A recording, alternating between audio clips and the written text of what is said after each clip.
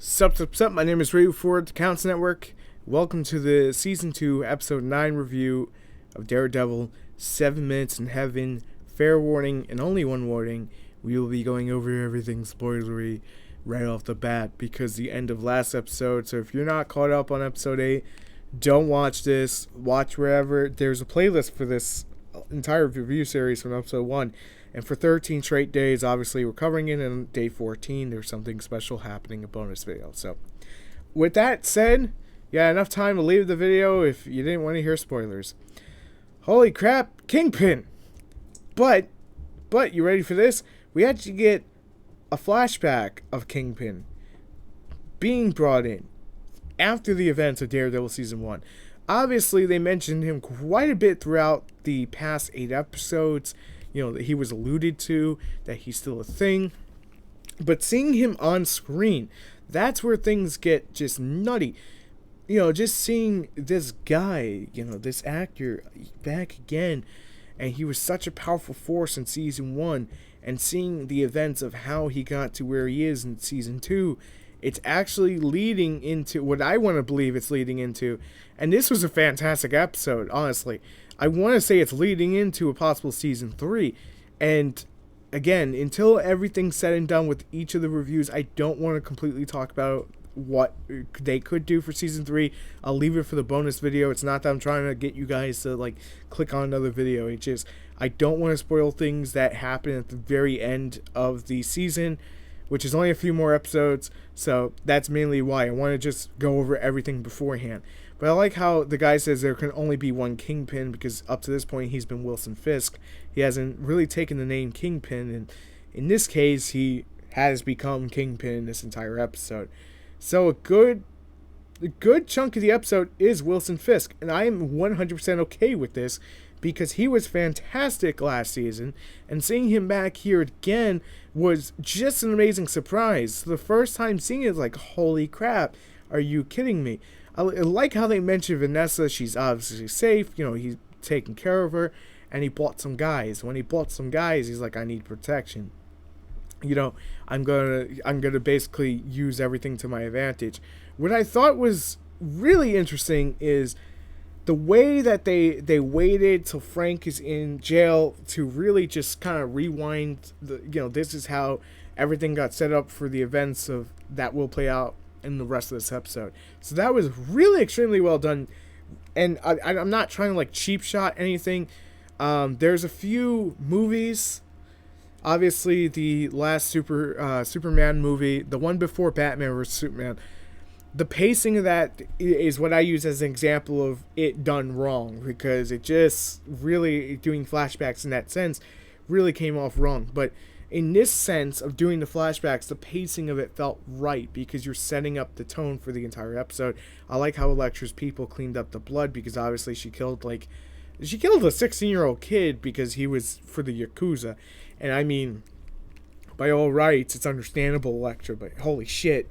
A 16-year-old kid who was scared, you could have just let him go, She saves Matt's life, cleans up his apartment. He's obviously pissed. You can't blame him because a 16-year-old kid just died in his apartment, and that's not something that he wanted to see.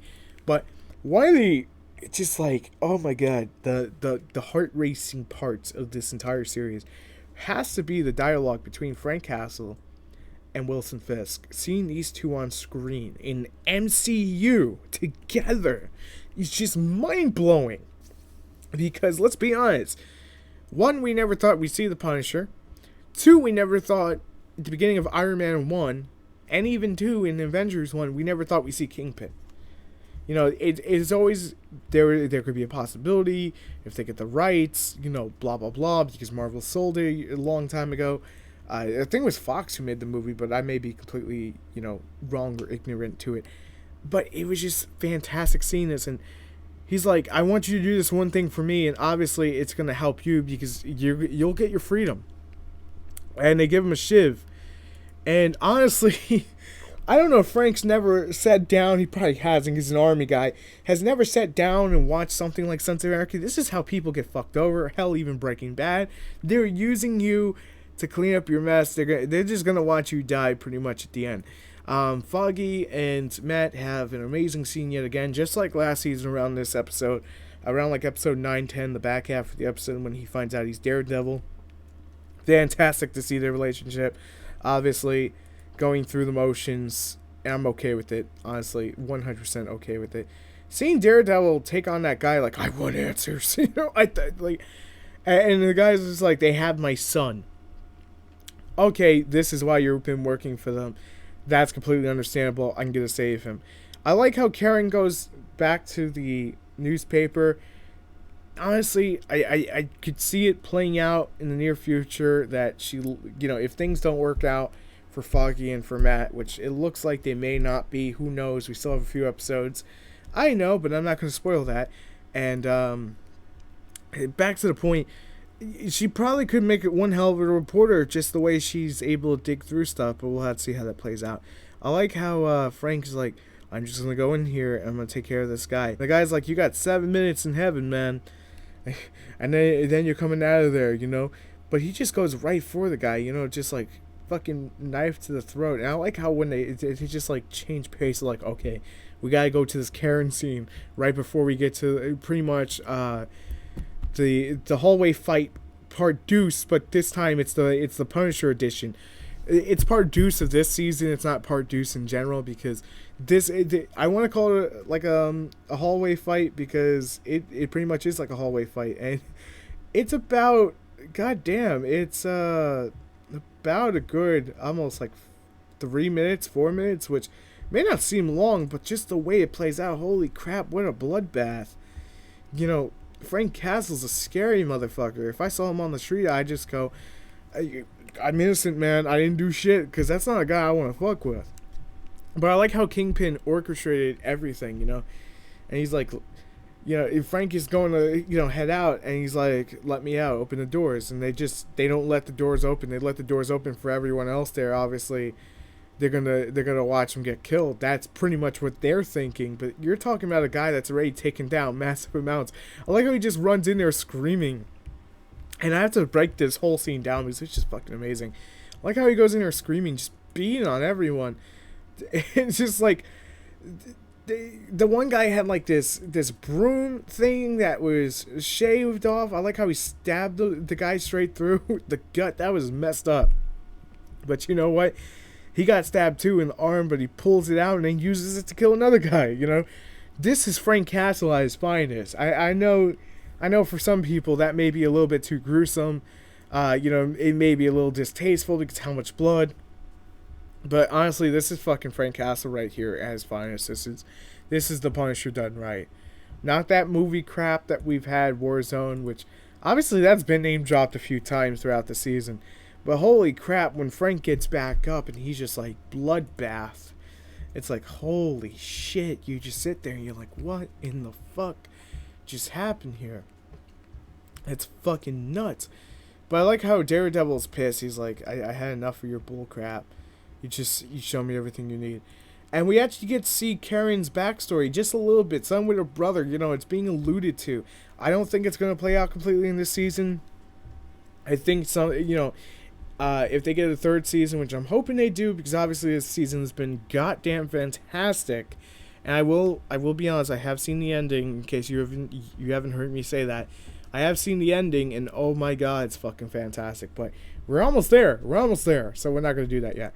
But holy crap, another scene with Frank and Wilson Fisk just in there. It's like, now you have your freedom. But they have that like brawl. You knew that brawl was coming, but god fucking damn. It's like next time we have this, it's not gonna, we're gonna be enemies, and that's that. I don't give a fuck. We're gonna be motherfucking enemies. And I love the way that played out, because it's not just the crew and the cast saying we're getting another season in that one dialogue. It's just alluding till there will be another time that we see them in the MCU together, and I'm really hoping that actually does come to fruition. Who knows? Maybe Kingpin will be the Defenders, real bad guy, and that's also something that at the very end of the season that I want to talk about in the episode 14, the bonus video that comes after 13. But holy crap, all those kids with the draining of the blood. We actually see that guy's son, and man, that guy that said there's only one kingpin. I like how Wilson Fisk is just sitting there delicately eating a meal and just goes, "Yeah, you were right. There's only room for one, but you're gonna die slow and bloody, and it's gonna be horrendous." The stunt work in this episode, man, all the flips and everything, it's just freaking. Oh my god, the combat. This is how it needs to be done. I really do, and this is not an insult because I loved Arrow season 1 and 2. I really do hope the Arrow cast, just like the people who are in production of things, are really taking notes from this show, because Daredevil doesn't even have that big of a budget. They don't use a lot of CGI. Everything's just practically done outside of a few things. And just everything that, Arrow does, they could do to this level, but they don't, because I'm not going to go into it again, different series for a different thing. And holy crap, it's Nobu. Just, oh my god. I thought we'd see him, but just getting that confirmation with the face mask off, and he's like, you see the burns. Holy shit, he survived. Somehow he survived. Anyway, the episode 10 review is going to go up tomorrow. This episode was fucking fantastic. It is gonna... Oh my god, there's really nothing I can complain about in this episode. It just... This is an episode done right. 10 out of 10. Perfect score. Absolutely loved it. The only reason I would give it a lower score is if I wasn't... if I was offended by all the gore, which honestly I'm not, so I'm okay with it. It's the Punisher. That's what you come to know. Anyway, thank you guys so much for watching. If you enjoyed the content,